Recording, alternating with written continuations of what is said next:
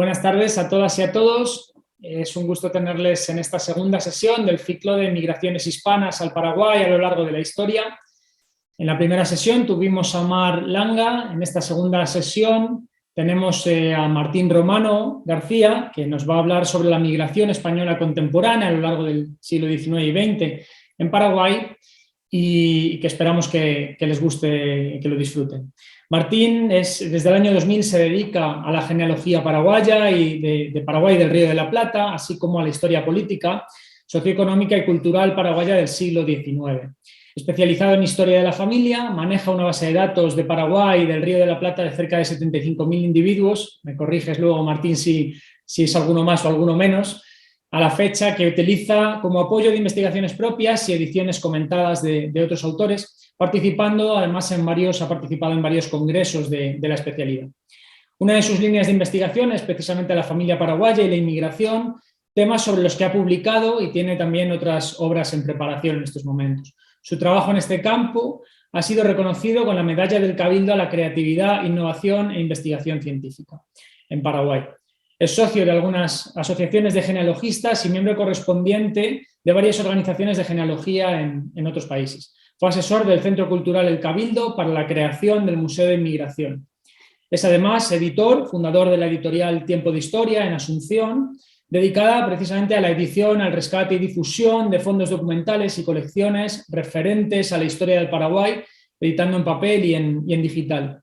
Como editorial han realizado trabajos de digitalización, de catalogación y de difusión del patrimonio histórico, siendo los primeros impulsores de la digitalización del Archivo Nacional y la Biblioteca Nacional de Paraguay, con trabajos propios y administradores de proyectos del extranjero.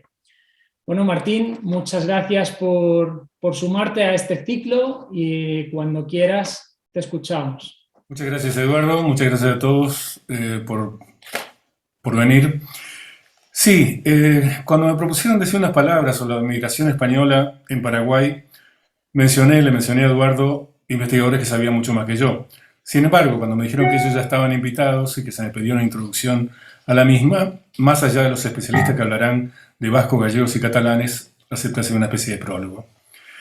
Paraguay es, como me dijo José Zanardini en algún momento, sacerdote y antropólogo, un país de inmigrantes donde hasta los guaraníes lo han sido. Algo que me quedó grabado. Nos podemos saltear unos cientos de años, pero teniéndolo presente y pasando a vuelo de pájaro la época de la conquista de la colonia, abordaríamos lo que llamamos las migraciones modernas. En nuestro caso, consideramos esta con la reconstrucción del país a partir de 1870, donde en una estimación británica de 1872, basada en el censo del 70, había 176.000 paraguayos y 55.000 extranjeros. Podemos quitar a las fuerzas de ocupación, que eran temporarias en esa fecha, y quizás también a sus proveedores, pero vemos que siguen siendo proporciones enormes, sobre todo si pensamos que los hombres entre 15 y 60 años eran al 70 poco más de 10.000, los hombres paraguayos. El estudio de la inmigración en Paraguay se comienza recurriendo a las estadísticas, a las leyes migratorias, al generoso esfuerzo de Genaro Romero, suponiendo que todo esto funciona como en otros países. Sin embargo, cuando vamos al caso, eso es solo para darnos cuenta de que una mínima parte de la misma pasó por los programas oficiales o hizo uso de sus beneficios. Cuando uno se da cuenta de lo poco representativas que son las cifras registradas, ve que solo son útiles para algunos casos específicos, como menonitas, japoneses, coreanos y algunas comunidades puntuales, o que llegaban con pasajes pagados por el Estado. Solo esas quedaban registradas en las estadísticas migratorias. Ahí las deja de lado para entrar en la maraña, o diría en la jungla, de la realidad salvaje de la inmigración inorgánica, tan apasionante. Esa realidad fue la que inundó el interior del país con inmigrantes de la Gran Siria, al terminar la Primera Guerra Mundial, la que despobló pueblos de Italia ante el llamado de los pioneros, o que creó pueblos de desarrollo como Ciudad del Este y aprovechó coyunturas económicas para volcar cientos de miles de brasileros a los departamentos limítrofes.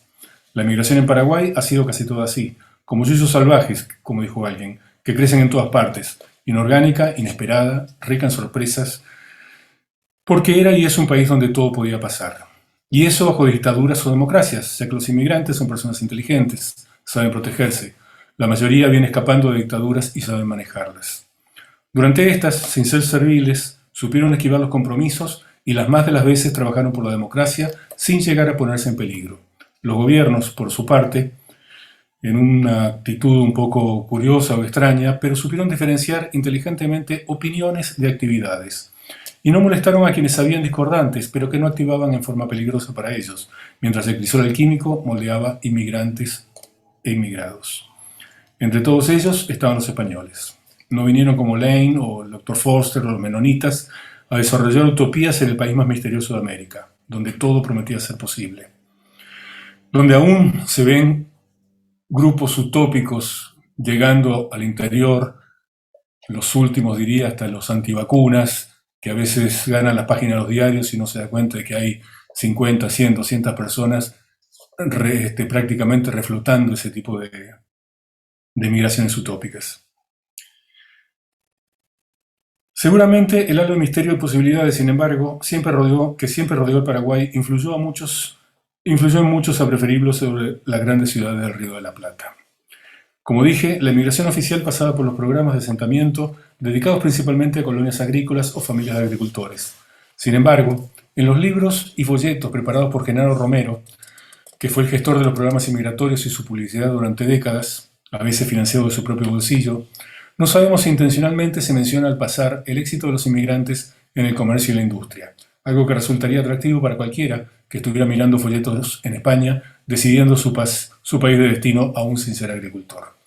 Varios autores coinciden en que entre 40 y 50 mil inmigrantes llegaron a Paraguay en el periodo 1870-1932, registrados en los libros oficiales. De estos, Eva Morales Raya, quien debo varios de los datos duros que estoy dando, en su estudio de la inmigración catalana a Paraguay anota que fueron 12.700 los inmigrantes españoles. Sin embargo, de 4.500 europeos que quedaron registrados en los libros de migraciones entre el 18 y el 32, apenas 152 eran españoles, y 161 italianos, que se manejaban con parámetros similares, de migración urbana, etc.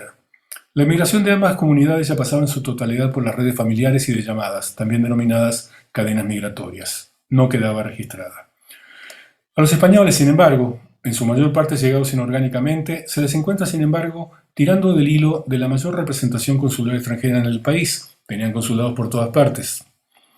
De las sólidas organizaciones sociales y culturales y de sus lazos familiares. Siguiéndolos, se ve que, al igual que en el caso de otras colectividades, se casan en gran medida con sus paisanas o hijas de paisanos en una primera generación, para luego integrarse con alegría al pool genético local. Son innumerables las historias de éxito de estos inmigrantes, que en muchos casos unieron a su creatividad y experiencia de relaciones en España al apoyo local de sus nuevas familias. A partir del despoblamiento del interior del país por la reciente guerra, esta, al igual que los países vecinos, hizo una decidida apuesta por la inmigración y sobre todo por los agricultores. Eso unido al miedo a los obreros urbanos, que podrían, de no estar satisfechos, constituir una fuerza protestona y rebelde, como sucedió en Argentina con los anarquistas del principio del siglo, y que era desalentada en base a esa experiencia en todas partes. Sin embargo, la inmigración silenciosa y oculta era imposible de detener, sobre todo en un país con pocos controles y registros, algo de lo que se quejaba constantemente la policía local. Si bien la gran inmigración española de la época fue genéricamente al Río de la Plata, la situación de Paraguay después de la guerra era de buenas oportunidades para inmigrantes con oficios, con menos competencia que la que encontrarían en Argentina o Uruguay. Aunque en Argentina quedaron artesanos no demasiado calificados en comparación con otros inmigrantes, aparentemente los llegados a Paraguay eran de mayores conocimientos. A pesar de que las políticas oficiales priorizaban a los agricultores, no impedían a los extranjeros en general, por lo menos de estos países, el ingreso por sus medios, y el país en reconstrucción los necesitaba en cantidad. Al mismo tiempo, por tener una alfabetización y cultural más altos, así como por la afinidad del idioma, los españoles fueron una de las colectividades, obviamente, que con más facilidad se integró a la sociedad paraguaya. En relación a otras corrientes, y sin haber profundizado demasiado, comparando estudios del Río de la Plata con la base de datos que nos proporcionan los libros de solterías locales, entre otros, podríamos definir a los inmigrantes españoles como ligeramente menos calificados en cuanto a profesiones, no tantos artesanos, más alfabetizados que otros y cuya inmigración fue más familiar que individual. Esto hablando de la inmigración de principios del siglo XX, pasada la época que él llamó aventurera individual post-1870.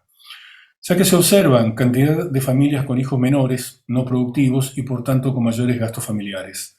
Algo que, cuando uno analiza tiene un efecto en migración de que esa gente que tenía más gastos familiares tenía menor capacidad de ahorro y que se notaba a la hora de la compra de propiedades, ¿verdad? Entonces, eso deforma un poco algunas estadísticas que en otros lugares son usadas, ¿verdad?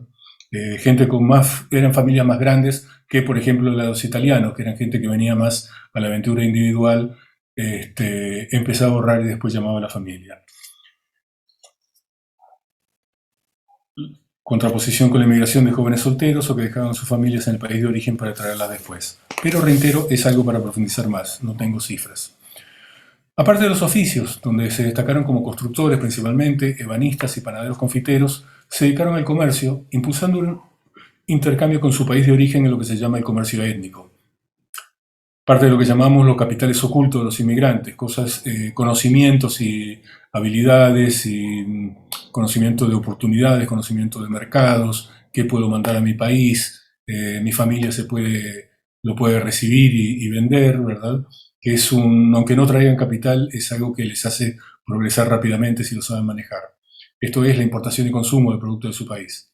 Se rastrean en los periódicos de la época los avisos de jamones, anchoas y vinos de las regiones de donde provenían, dando al español que podía permitírselo el placer de sentir en la boca los sabores de origen.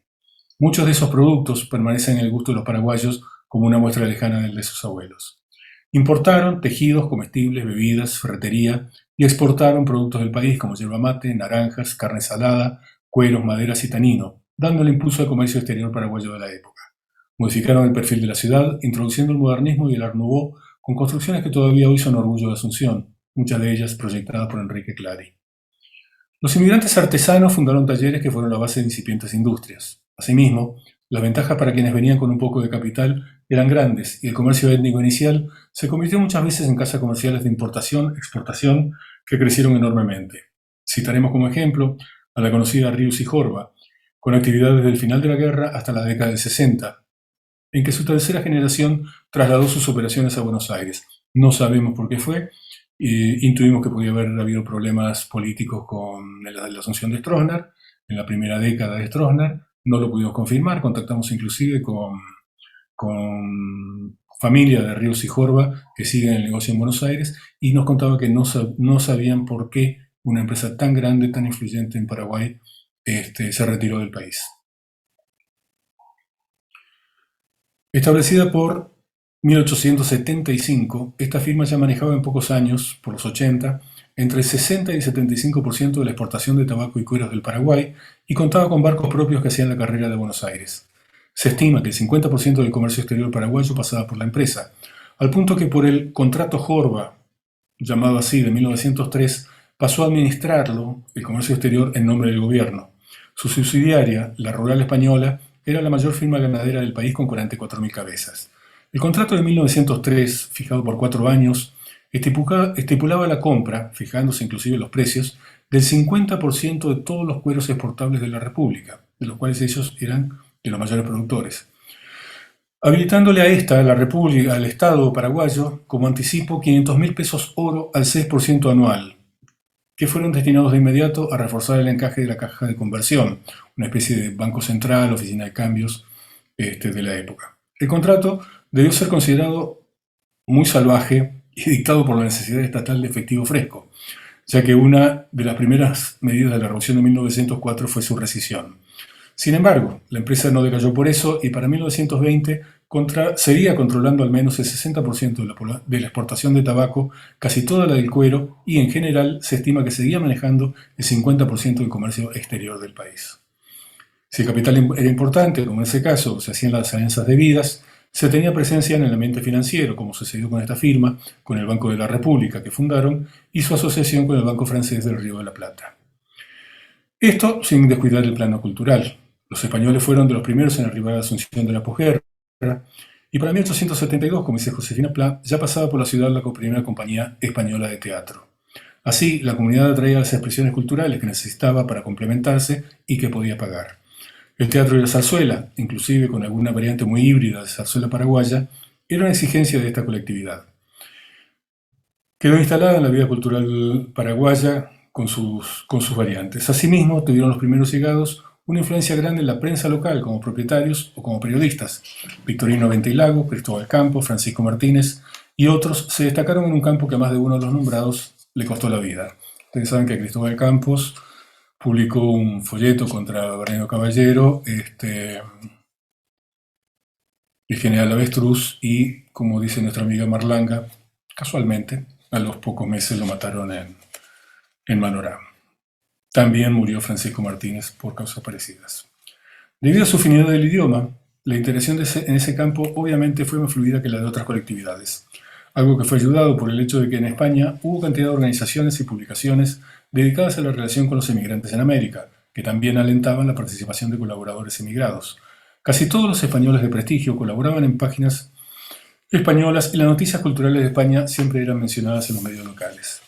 Los lazos culturales fueron promovidos principalmente por españoles residentes en Paraguay, que formaron una red tan tupida y eficiente que se la ha mencionado como una diplomacia paralela que llevaba las relaciones con España con tanta o más efectividad que la oficial, recibiendo, agasajando y relacionando a todos los españoles de nota que pasaban por el país. Viriato de Aspere, Josefina Pla, Angulo, Marsal, Carrón, Campos Cervera y otros son apenas unos pocos nombres de una red extensa que mantuvo siempre fresca y activa la relación entre ambos países.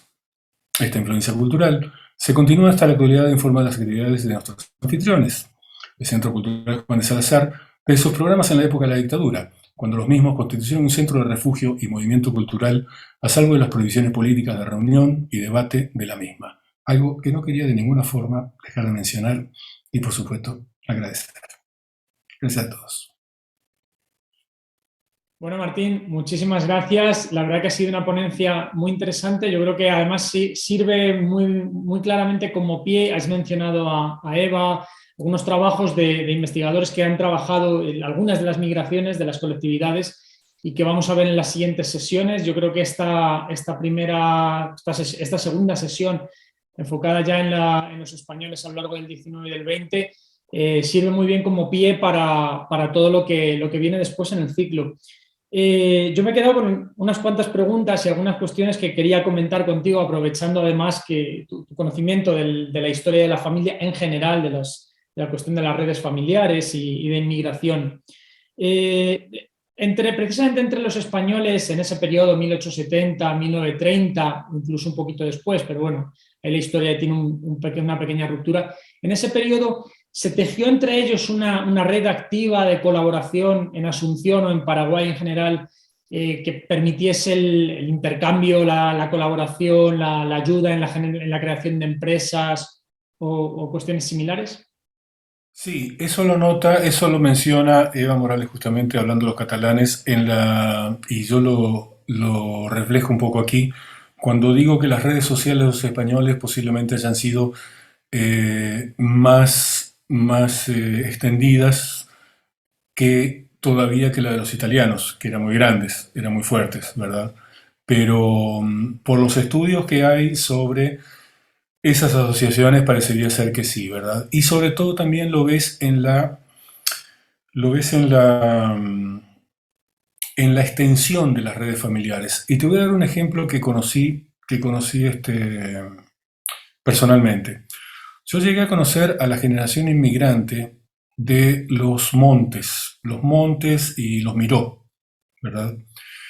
Que justamente, como decía, no sé si se refiere a ellos, pero en varios lugares se menciona que que fueron ebanistas y muebleros. Estas familias eran ebanistas y muebleros, ¿verdad? Hubo una época, cuando yo vine a Paraguay en la década del 80, en que Mobles, la mueblería de los Miró, después la otra, la de Rafaela Pulido de Montes, todos los miembros de la familia esa, de los hermanos, los descendientes de los hermanos inmigrantes, estaban en el negocio ese y era simpaticísimo. Uno iba por la ciudad y veía mueblerías con todos los nombres parecidos. Que iban poniendo sobrinos, o no sé si algunos serían ex empleados o qué. Se copiaban hasta la letra. Era una tipografía en época que no había tipografías digitales. Era una letra determinada, ¿verdad? Gruesa abajo, fina arriba. Y evidentemente eso se daba por una ayuda y un intercambio familiar, ¿viste? Tipo, el sol sale para todos. un apoyo entre ellos grande, ¿verdad? Y me consta que también sucedió eso con familias confiteras, ¿verdad? Como los COSP, que siguen inclusive en el negocio, tercera generación, que sigue con el negocio panadero repostero. Sí, realmente los españoles, aparte recuerda, algo importante que es motivo más que va a ser motivo de investigación más profunda, es los españoles venían con las familias, ¿verdad? Ello significaba que al principio no podías ahorrar, no podías comprar propiedades, no figuraba, podía aparecer como que no había, como que no generaban una riqueza inmediata, ¿verdad? Porque venían con hijos en edad escolar, etcétera, que solo representaban gastos, pero después eran un apoyo muy grande a la hora de armar talleres, industrias, empresas, etcétera.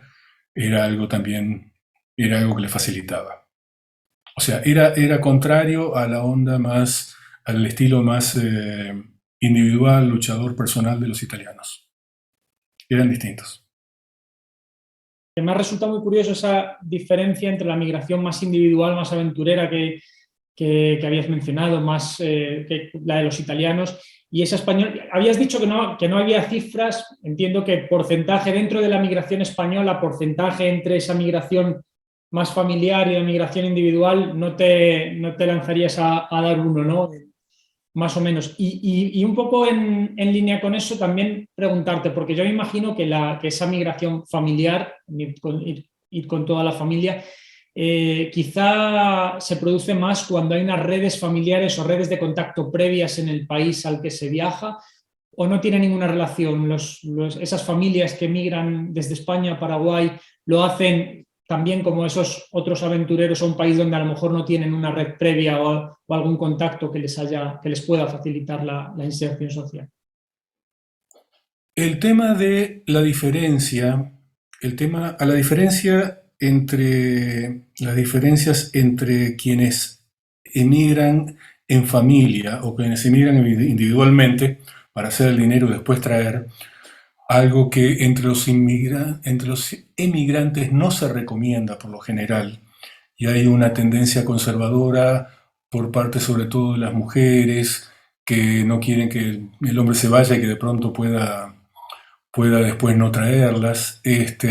Son todas cosas muy especiales. Eso influye, como te digo, llego a eso a través de la creación de riqueza de los inmigrantes, o sea, cómo los inmigrantes empiezan a producir dinero, ¿verdad? ¿Por qué algunos evolucionan, hacen más dinero, otros menos?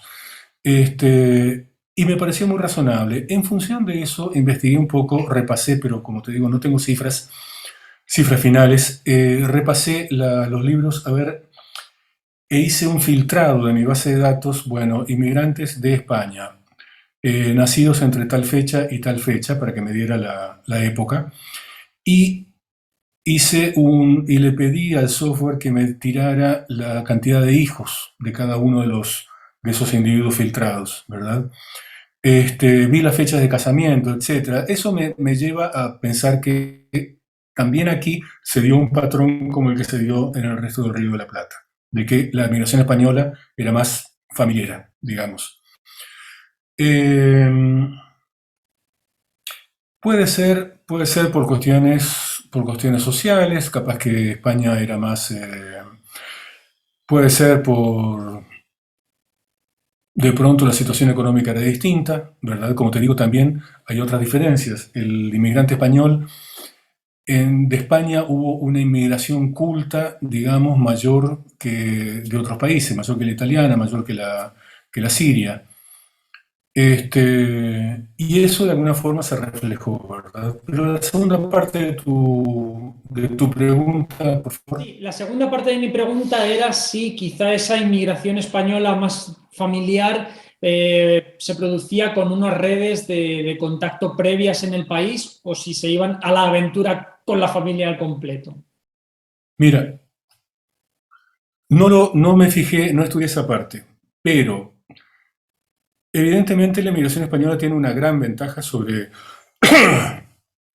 las otras, salvo la Argentina, que es el idioma. Perdón. Y sobre todo también por la cantidad de españoles que había en Argentina y que vinieron desde el primer momento, muy, muy de inmediato, ¿verdad? Puedo pensar que que vinieron más rápido que otras nacionalidades después de la guerra. Yo pienso que debía haber una base familiar más profunda que de otros, ¿verdad? Más profunda, que debían llegar con relaciones.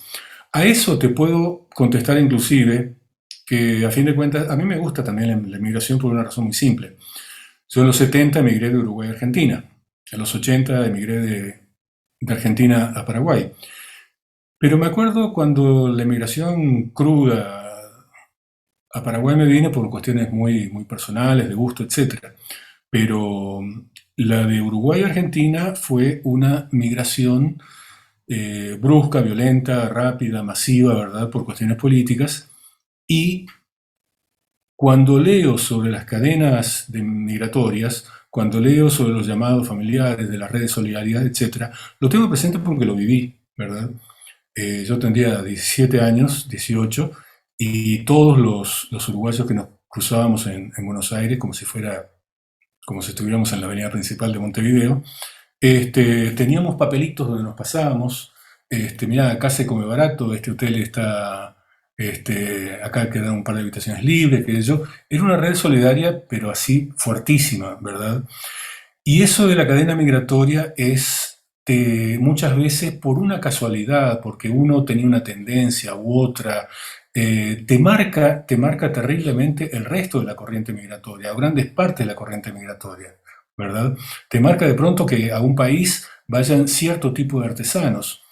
Otro ejemplo de migración, me acuerdo, tenía unos amigos griegos en esa época en Buenos Aires, y todos los que conocía tenían bombonerías.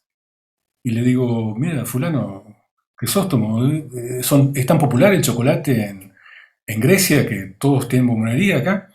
Me dice, no, me dice, lo que pasa es que los primeros griegos que vinieron pusieron bombonería y todos los que venían después, los primeros los ayudaban, etcétera. Terminaban poniendo el mismo tipo de negocio, ¿verdad? Y bueno, en esa época, te hablo de la década, fines del 70, los 80, la mitad de las bombonerías de Buenos Aires eran de griegos. ¿Te das cuenta? A eso me refiero cuando de pronto una casualidad o un detalle, una cuestión casi accidental te marca una característica migratoria, ¿verdad? Y te digo, a mí me divierte mucho, aparte de la parte de investigación, porque reconozco, o sea, viví muchas de esas cosas, ¿verdad? La respuesta finalmente es sí, estoy seguro que hubo un apoyo familiar establecido que influyó mucho en eso. Hablando de accidentes y que has mencionado también el tema del exilio, tenía también otra cuestión, si hay casos estudiados o tú tienes registrados, porque has mencionado que la inmigración española al Paraguay en general de un nivel un poco cultural un poco más elevado, formativo un poco más elevado que otras, pero me imagino que también llegaría algún prófugo de la justicia, algunos o algunas exiliados a lo largo del tiempo. ¿Tiene registros? ¿Hay algunos casos estudiados? Mira, no tengo registrado eso. Siempre hay, siempre hay. Sin embargo, opositores o gente o exiliados opositores o prófugos desde Bermejo mismo hasta ahora, hay en todas las comunidades. No recuerdo bien, sin embargo, no es que se hayan destacado mucha gente que haya dado problemas o casos famosos o cosas así, ¿verdad? Lo cual puede estar de acuerdo con una visión más familiar de la migración. Este, pero como te digo, también hay una característica de los inmigrantes que es no hablar mucho no hablar mucho a veces de por qué te viniste o cosas por el estilo. O sea, Eduardo, nadie cambia de país porque le gusta andar saltando de un lado a otro, dicho de alguna forma. Entonces, encuentras muchos que no cuentan tanto o simplemente te das cuenta. Y la gente es prudente también. La gente es prudente. En general, toda la gente que uno conoció, ¿verdad? Vino en una época de dictaduras. Muchos no hablaban del asunto, pero los intuías liberales, así de una forma muy genérica de hablar. Pero no recuerdo casos, no recuerdo casos de haberme cruzado con casos de gente problemática. Lo cual también hay una cosa, en una comunidad donde hay mucha gente, todos más o menos se conocen, ¿entiendes? Es difícil ocultar orígenes, o sea, tú puedes ocultar de una persona que viene con un problema determinado, puede ocultarle a los vecinos, a la gente que va conociendo, paraguaya, puede ocultarle orígenes, pueblos, historias, pero cuando se empieza a cruzar cuando habla con sus compueblanos, con sus compatriotas, ahí no puede, o sea, las preguntas son muy directas, ¿y de tú de qué pueblo eres? ¿Y tú qué hacías? Y la gente pregunta, oye, ¿sabes que vino? Se escribe, vino un chico de tu pueblo que yo que me puede decir de él, ¿entiendes? O sea, eso no se podía ocultar. Y en una comunidad que tenía lazos más estrechos, era más difícil de ocultar, ¿verdad? Te puedo decir, por ejemplo, sí, de otras comunidades que sí se ha visto cantidad de casos, ¿verdad? O sea, me acuerdo inclusive de la última migración francesa, cuando subió Mitterrand, vino, o sea, fue una migración clásicamente de derecha, ¿verdad? Porque le tenía miedo a Mitterrand y la guerra en Europa, que iba a venir, etcétera, y vinieron también cantidad de gente que con problemas, con deudas graves con la justicia, ¿verdad? Que nunca molestaron acá, de hecho, sea de paso, pero te puedo asegurar que fue así. Pero no supe del caso español. Martín, pues muchas gracias por tu tiempo, muchas gracias por lo que nos has contado. Yo creo que esta es una sesión, como decía al principio, que enlaza muy bien con las siguientes que vienen a continuación, en las que vamos a hablar de la migración catalana, de la migración gallega, de la migración vasca y de ese conjunto de migración eclesiástica hispana que también vino al Paraguay a lo largo de estos últimos siglos, ¿no? Como tú dices, espero que sea una introducción a los trabajos más detallados de Eva y los otros dos muchachos. Bueno, no queda más que agradecer la presencia de todas las personas que nos están escuchando, recordar que el ciclo está organizado por el el Centro Cultural Español Juan de Salazar y por la Embajada de Paraguay en España, a quienes quiero agradecer desde aquí personalmente su contribución al ciclo, como ya todos sabéis, y por mi departamento, el Departamento de Historia Contemporánea de la Universidad Autónoma de Madrid, que es también, hace parte también de esta organización. Muchas gracias, Martín, por todo y nos vemos en el siguiente ciclo. Gracias a ustedes.